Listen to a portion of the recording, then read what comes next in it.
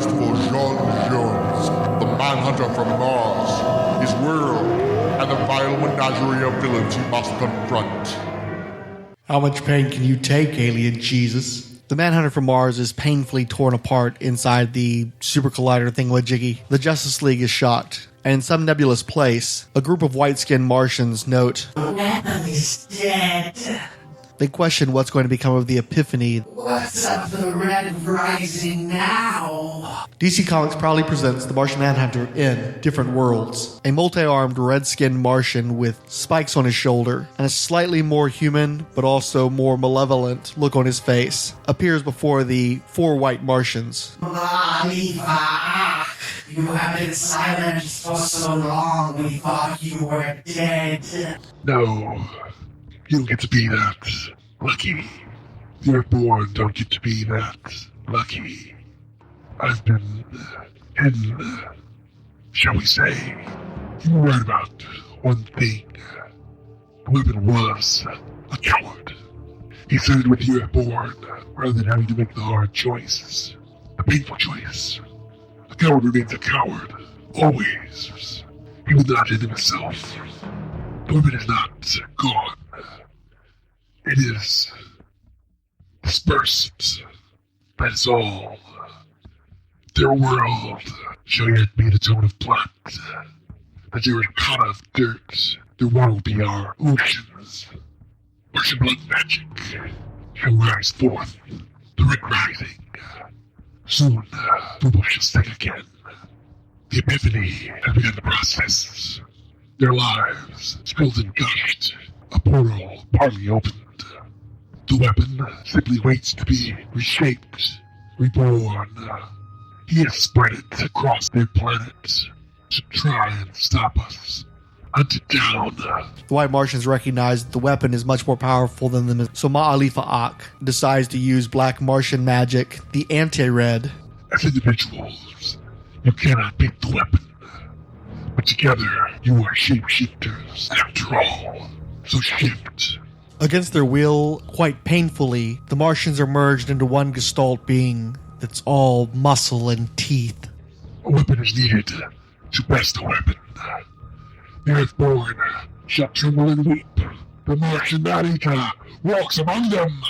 At Central University Hospital in Washington, D.C., the disabled child, Leo, sits in a hospital bed but continues to taunt Agent Russell, asking him unnerving personal questions. Eventually, it's more than Russell can take, and he leaves the room, calling his superiors and asking to be taken off of the guard detail that he initially assisted to be a part of. His superiors agree, but then a ghostly image of Jean Jones appears before him. You have to run now. The man you just spoke to is coming here to take you and use you to commit genocide. He has very recently discovered who you really are. Bolin is not human. You must not allow yourself to be captured. Daryl Wessel, I am very sorry. I so wanted you to be real. Daryl had been thinking about his brother who lived in Baltimore. He'd been thinking about childhood incidents. He'd been thinking about a life that he had not lived. There was no Daryl Wessel. Recalling an assertion made by Leo, Wessel goes down into the hospital morgue and sets the corpse of Leo's mother on fire, even though he knows that it's the end of his life and his career. Once he lights up the corpse, he realizes the truth in the words that have been spoken to him. The corpse shapeshifts back into a white Martian.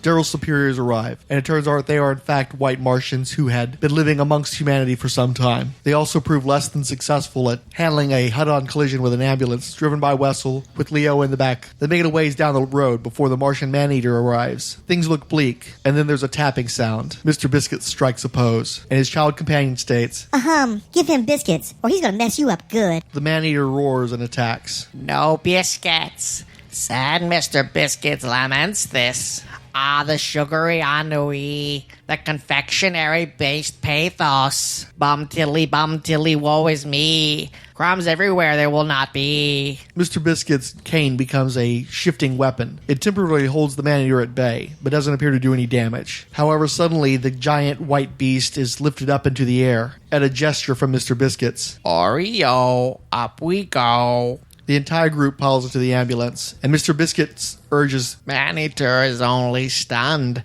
Drive, please, with haste, great alacrity, all that.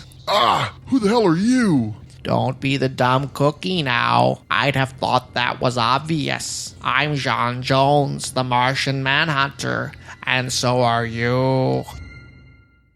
Martian Manhunter number 3 was very much a turning point in the book. It had previously seemed like the primary point of the story was to have this Martian invasion take place, and it felt like the actual Martian Manhunter was getting pushed aside to allow for this new supporting cast, guest stars, and so forth. What few probably saw coming was that all of those supporting players were in fact the Martian Manhunter. The African-American FBI agent Daryl Wessel only represented a side of John Jones. He's the investigator, and in terms of his very basic, superficial physical form, you could recall the portrayal of John Jones by Phil Morris in Smallville, for instance. Then you've got the disabled child Leo, who exists inside of his head. He doesn't have the physical capabilities, but he is the oracle for the other characters. He's the one who is the most in tune with the plot that the Martian Manhunter is enacting. And that recalls to some degree his role in the JLA, where he was often the guy who took a tumble, who was not the physical powerhouse he ought to have been by comparison to the other great, powerful JLA members. But he was still the guy who mentored even greats like Superman and Batman and kept a hands-off approach with the Justice League Task Force. Leo is also the more acerbic one, which recalled to some degree the John Jones of the JLA. Finally, we have Mr. Biscuits, and he's the goofier, funnier, cookie-obsessed side of John Jones, who dressed a lot more like the classic detective than any of the other versions of the character that we've seen in this incarnation of the book. And also, once he takes off his potato sack mask, you see that he is sort of an elephant man version of John Jones. He's deformed and doesn't appear to have control over his shape-shifting abilities, which I wonder perhaps points to the natural form Martian or the contortions the character has been through over the course of his various interpretations in comics. But again, most specifically, he's the one that's the easiest to like, the easiest to care for out of these incarnations of Martian Manhunter we've seen in the book, which again recalls JLI. So I imagine that writer Rob Williams, rather than try to figure out which version of John Jones to develop in his new series, decided to go with the new perspective of giving us as many different versions of John Jones at the same time as possible through these variant incarnations. So in case you haven't been able to follow it over the course of the comic or the podcast, especially through all thy goofy voices and filters, basically John Jones was a weapon created by the White Martians to enable them to take over Earth and turn it into a new version of Mars. John Jones's past history as a widower, or even as the last Martian of his kind, were fabrications. They were cover stories for him being this developed weapon who, because he has his own conscience, has gone AWOL. And in order to keep himself from being, detonated or employed by the Martians, he's split himself into a variety of different seemingly human forms and hidden these various versions of himself about the Earth to keep himself from being exploited and employed against people that he's come to love. It's an interesting premise, and it's one that is highly specific to this character. You couldn't do that with virtually any other superhero in comics, so that's a point in its favor. Another thing I like about this take on the character is that while a lot of people very much like the John Ostrander run on the only other Martian Manhunter eponymous ongoing series, I always had a major bone of contention, well, quite a few of them actually, but one was that Ostrander made a point of mentioning in interviews how he wanted to explore duality with the Martian Manhunter. He wanted to see a society that was one thing and another thing. So dichotomy, but also a binary approach to the Martians, which never made sense to me because if most superhero comic books are about duality, they're about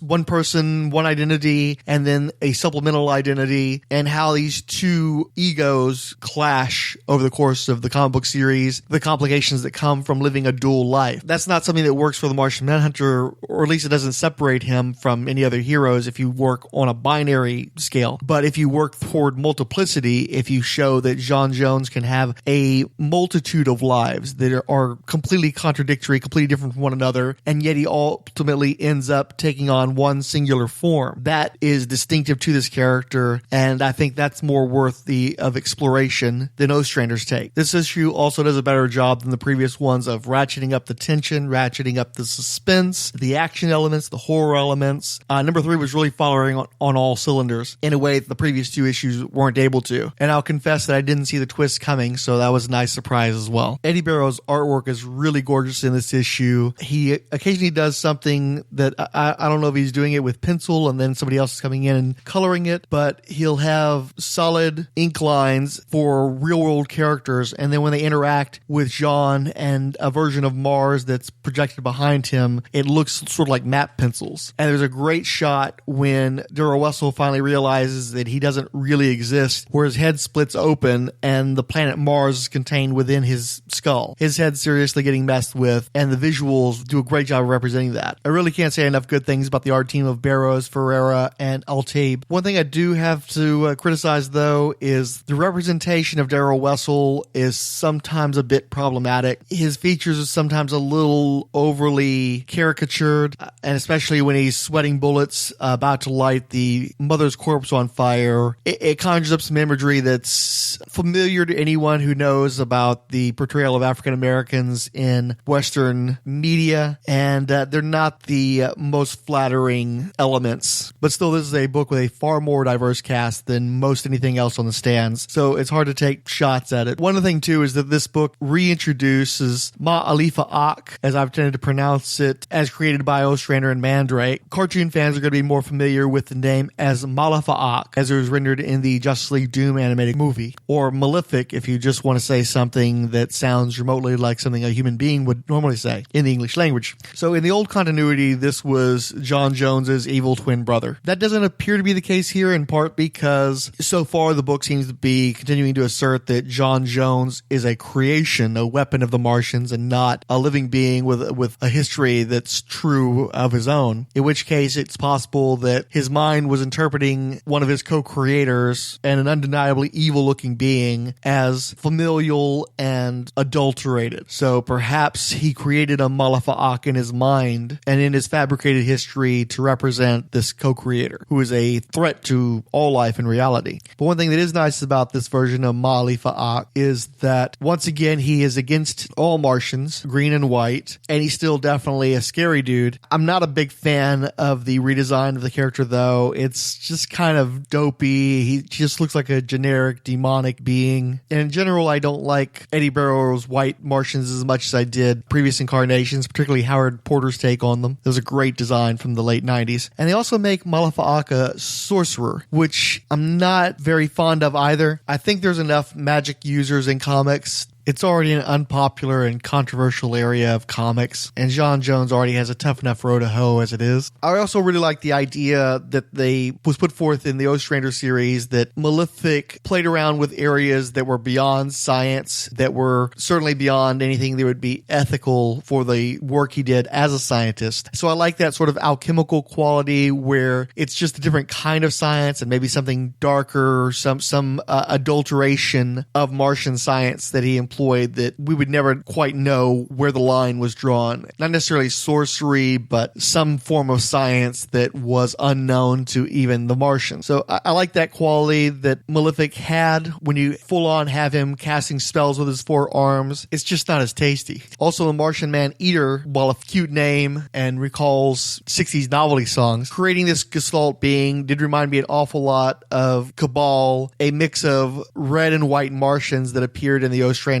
Rings of Saturn arc. I assume that this was intended as some sort of a callback to that. And I guess ultimately this will probably end up being a throwaway villain anyway, if to a large degree Mr. Biscuits was able to handle him, at least in this issue. But we still haven't seen a Martian threat that seems to warrant the extreme measures that the Martian Manhunter took to keep himself out of their circle of influence. So, but still, overall, the book is much better at this point. And as of issue 3, I would have far fewer reservations about recommending it to someone either a hardcore fan or a more casual reader. And I think that recommendation could only be beneficial. In the top 100 charts, Martian Manhunter number 3 only dropped a few places from Martian Manhunter number 2. It's at 108th, but the sales drop was a bit more significant. It sold almost 2,500 copies less than the preceding issue. To get some perspective on that, it's selling several thousand copies less than Sinestro number 14, a book that's, again, had over a year under its belt. It's selling less than Justice League United, which was recently canceled, but more than likely was canceled because there's a higher expectation of a book with Justice League in the title than 24,000 copies. It was also outsold by Constantine and Red Hood Arsenal, which were also on their third issues as part of the DCU promotional effort. But Black Canary, which is a much buzzier title than Martian Manhunter, is only selling less than 1,000 copies more than that book. So that's a bit of a silver lining. Martian Manhunter is outselling a number of of middle to upper tier Image books. And hey, it's beating the unbeatable Squirrel Girl, so that's something. It's also doing better than a number of DCU launches, including Dr. Fate, Justice League 3001, Bizarro, Midnighter, and it's absolutely slaughtering Batmite, so it's got that going for it.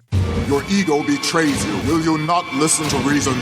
This won't end well for you. We received retweets and favorites from Ange, Count Druncula, Danilo Santiago, Darren and Ruth Sutherland, Dr. G Nerdologist, Eli Ilperin, Eternal Rage, Fantastiverse, Firestorm Fan, Illegal Machine, Jacob Edwards, Cord Industries, Luke Dobb, Mark Sweeney, Martin Gray, Oscar Blue Devil Olalde, Randy Caldwell, Randy Micah Smith, Ryan Daly, Siskoid, Sin at Alias Scarecrow, and Trekker Talk. We also received retweets from Between the Pages, DCU Movie Page, Dead as Hell, Floto Span, Guado Man, Keith G. Baker, Paul Kupperberg, Ryan C. at Trash Film Guru, Stephen Bachman, Tom Zoller, and the Uncanny X-Cast, as well as favorites from Anthony Durso, Comic Blitz, David Golding Artist, Ed Moore at Indie Comics Fan and at Teal Productions, Inigo Montoya, Glenn Walker, It's Plastic Man, Jamie Carr, Joseph Crawford, Longbox Graveyard, Mythmaking, etc., Stephen Perry, and Ufta. Jacob Edwards wrote, "Go listen to this wondrous podcast and pump some Martian Manhunter in your brain. Hashtag hangin' green."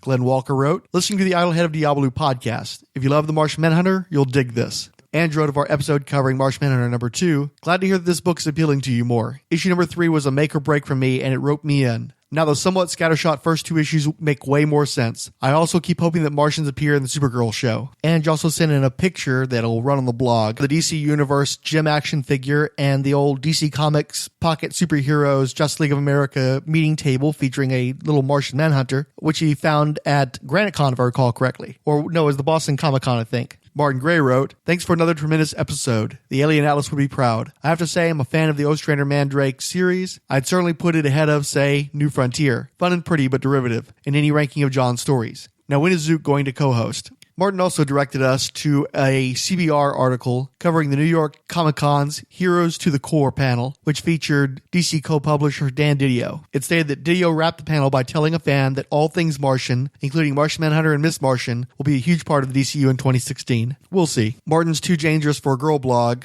and Martian Manhunter comic book writer Rob Williams had a back and forth relating to an encounter Martin Gray had. The discussion started, "I met Mr. Biscuits this week at a bus stop in Leith. He wanted £1 for chocolate digestives." It all kind of went downhill from there. Comic writer artist Lance Scheibe wrote, "Love the idea behind your original plan to display your cast of favorite villains. Would still love to see it happen," referring to a series of art jams I've been commissioning over the last few years, which of course you can see on the blog that he contributed to. You can check out his art on the blog. He drew Lieutenant Saunders, the original Commissioner Gordon type for the Martian Manhunter, as well as Alex Dunster, the first super scientist that Detective John Jones ever faced in his comics. Detective Comics number 228 to be precise. I've been doing roughly daily Twitter posts highlighting events that took place on specific dates over the course of the Martian Manhunter's 60th anniversary year. And Baker noted on the October 2nd, 1986 post that Martian Manhunter disbanded the Justice League of America and Vibe was murdered, and responded, "All in all, a bad news, good news kind of day." Mark Sweeney wrote of the tweet on September 23rd, 1998, Martian Manhunter 1 million plunged into the abyss of time. That was the only issue he had, though it's quite excellent. Guano Man, aka Ultron is my Elvis, offered some Twitter/Facebook love. Comics Podcasting Goodness Roundup. Adam Murdo of Comic Geek Speak, Uncanny X-Cast, Andy and Michael Leyland at Hey Kids Comics, and Diabolu Frank has released another episode of The Idlehead of Diabolu, a podcast dedicated to John Jones, which is of course very germane to my interests. And he was nice enough to give this page blog a wee shout out too. Bless you, lovely Frank. I really liked your last episode, by the way. Lots of different voices reflecting on JJ. Great work.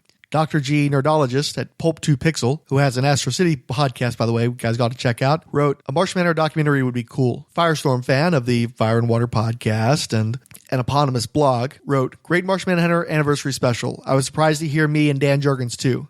Ryan Daly, aka Count Druncula of the Flowers and Fishnets blog and podcast, wrote, "Been waiting for this episode for a long time. Not 60 years, but still a long time. As if Diabolu Frank hasn't suffered enough putting together an astonishingly comprehensive Martian Manhunter 60th anniversary podcast, he also helped me cover some thankless Secret Origins tonight. Amazing job with the anniversary coverage, Frank. The amount of information and resources packed into this production is awesome. There was so much here, so it'll take me a little while to formulate all my thoughts. But the one thing I had to respond to right away was the David Goyer clip at the end of the episode. Holy shnikes, I've read excerpts and transcripts of that panel, so I knew what was said, but I don't remember ever hearing the whole thing. That was bizarre, and not just because of Goyer's comments. The other two guys that seemed to be guests or moderators came across as juvenile, ignorant, flibbertigibbets, who sounded sort of kind of starstruck maybe, that they were so close to the writer of Batman Begins. Everything about Goyer's comments made me want to scream, of course, but the two other guys, them I wanted to poke in the eyeballs and say, compose yourself, idiots. Act like you're worthy of this much attention. And for context, it was actually a panel of screenwriters, plus moderators who I think might also be part of the screenwriting community. There were actually a number of names on the panel, so it wouldn't necessarily have just been Goyer. But collectively, there did seem to be a bit of a frat boy mentality, so it might have been a bunch of writers who were overly familiar with each other and perhaps not very cognizant that there were a whole bunch of other people in the room and people who were doing that recording after the fact. But that one guy who said overpowered like 17 times, that guy needs to go. Since Ryan references the Secret Origins podcast and my appearances on it, which even though this episode is probably going to be running later than any of us would like,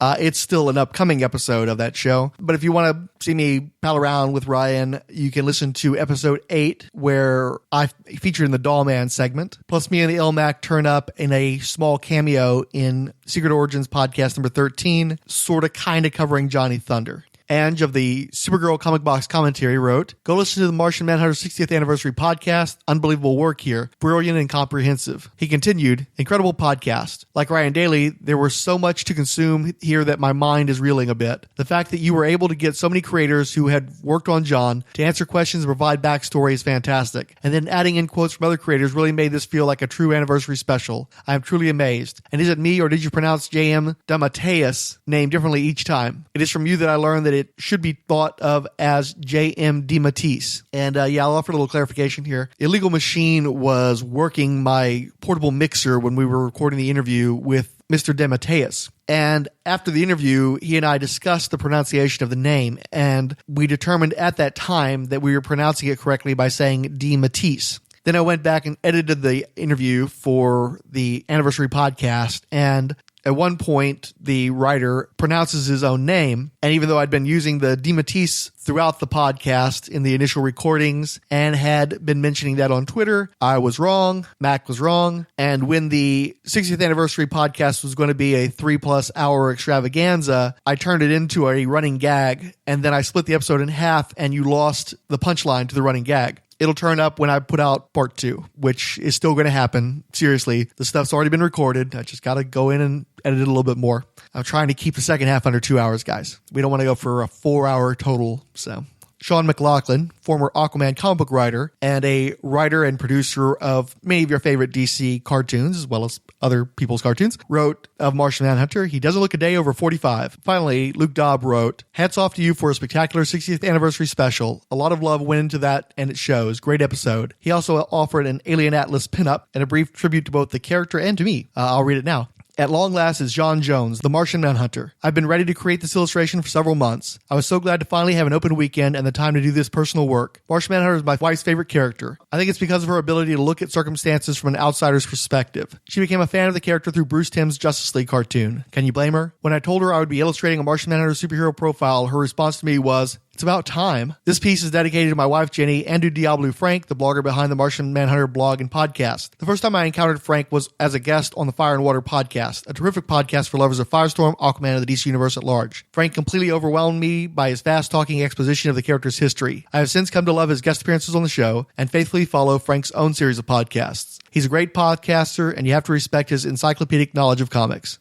If you check out the blog, you can see Luke Dobbs' DC Profiles Martian Manhunter art, its boss, and also Dobb has contributed to the Fire and Water podcast as well with some excellent music. If you check out episode 74, he figures into the official soundtrack album of the podcast with the tracks Two of a Kind, Child of a Lighthouse Keeper, my personal favorite, and the equally awesome Ocean's Rise. Podcast listeners should feel free to leave a comment on one of our blogs, either the Umbrella Rolled Spine podcasts or the specific Idlehead of Diabolu blog. Both are available quite easily through Google searches. You can also shoot me a tweet at Commander Blanks, that's BLANX.